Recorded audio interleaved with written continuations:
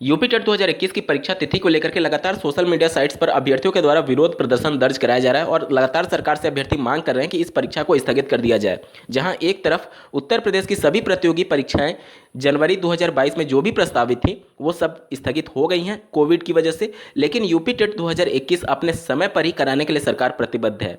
इसमें एक बड़ी चुनौती थी जिसको कल के वीडियो में मैंने आप सभी को बताया था कि ऐसे अभ्यर्थी जो कि कोविड पॉजिटिव होंगे, जिसमें कोविड के कुछ लक्षण होंगे, अगर वो परीक्षा में सम्मिलित होते हैं तो उससे हजारों की संख्या में दूसरे अभ्यर्थी भी संक्रमित हो सकते हैं।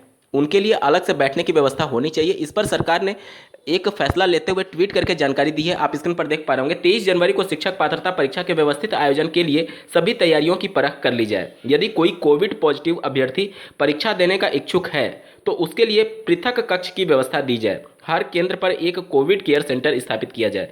तो ऐसे अभ्यर्थी जिनका बॉडी का टेम्परेचर ज़्यादा होगा, अगर थर्मल स्कैनिंग में पाया गया, या फिर जिनको कोई भी कोविड के कुछ लक्षण होंगे, उनके लिए अलग से एक कक्ष होगा जिसमें वो अपना बैठ करके परीक्षा दे सकते हैं। लेकिन बड़ा सवाल ये है कि क्या कक्ष में बैठने से पहले ये सभी अभ्यर्थी जब एग्जाम सेंटर पर बाहर ही जब चेकिंग होती है तो क्या वो भीड़ का हिस्सा नहीं होंगे? क्या वहां पर संक्रमित नहीं हो सकते हैं? ये बड़ा चुनौती होगा। और सोशल डिस्टेंसिंग का पालन किस प्रकार से एग्जाम सेंटर्स पर होता है, आप सभी से किसी से भी छुपा नहीं है। इसके साथ ही एक और ट्वीट करके जानकारी दी गई है, शिक्षक पात्रता परीक्षा की शुचिता के दृष्टिगत सुरक्षा संबंधी सभी आवश्यक बंदोबस्त किए जाएं। पर्चा लीक जैसी घटना कतई स्वीकार्य नहीं होगी।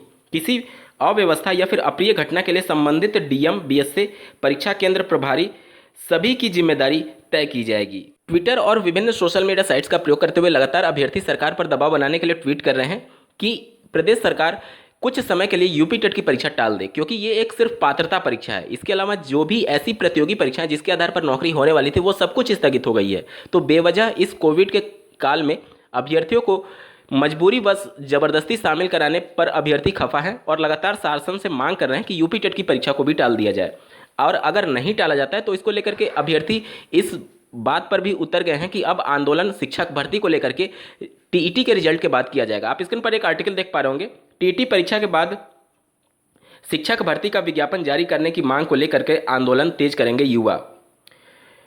प्रदेश सरकार को निशाना साधते हुए युवाओं ने कहा है कि अब महज 7,000 अभ्यर्थियों वाली पीसीएस मुख्य परीक्षा को कोविड की वजह से स्थगित किया जा सकता है। अधीनस्थ सेवा चयन आयोग की सभी परीक्षाओं को स्थगित कर दिया गया है। शिक्षण संस्थान पहले से ही बंद है। ऐसे में सरकार लाखों युवाओं की जिंदगी को खतरे में डालकर टीईटी परीक्षा कराने की जिद पर अड़ी है। अगर टीईटी परीक्षा कराने की जिद पर सरकार अड़ी है तो प्रदेश के युवा भी टीईटी परीक्षा के बाद 97,000 शिक्षक भर्ती के विज्ञापन के लिए आंदोलन तेज करेंगे।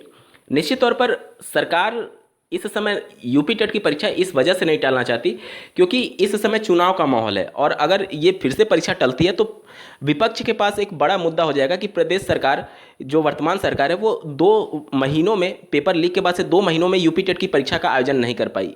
एक बड़ा मुद्दा ना बन जाए, इस वजह से सरकार अपने हाथ पीछे नहीं खींच पा रही है यूपी टेट पेपर को लेकर के, और वो प्रतिबद्ध है कि 23 जनवरी 2022 को ही यूपी टेट परीक्षा कराने के संदर्भ में लगातार इसके लिए माननीय मुख्यमंत्री कार्यालय द्वारा ट्वीट किए जा रहे हैं और सबकी यहाँ पर जवाबदेही तय की जा रही है कि अगर कोई भी अनियमितता होती है तो उस सबकी जवाबदेही तय की जाएगी। इसके अलावा सभी व्यवस्था कोविड को लेकर के की जाने के यहाँ पर दावे किए जा रहे हैं। अलग से एक मेडिकल टीम बैठेगी, कोविड सेंटर अलग से होंगे, उन सब अभ्यर्थियों को जो कोविड पॉजिटिव होंगे उनको अलग से बैठाने की व्यवस्था होगी। लेकिन ये सब कुछ देखना होगा कि एग्जाम सेंटर पर बैठने तक वो चीज़ें समझ में आती हैं, लेकिन एग्जाम सेंटर पर बाहर जब सभी अभ्यर्थी एकत्रित होंगे तो किसी दूसरे अभ्यर्थियों को नहीं पता होगा कि ये अभ्यर्थी कोविड पॉजिटिव है और वो अभ्यर्थी अपने आप को किस प्रकार से उस भीड़ से अलग कर पाएंगे, ये भी बहुत बड़ी चुनौती होगी।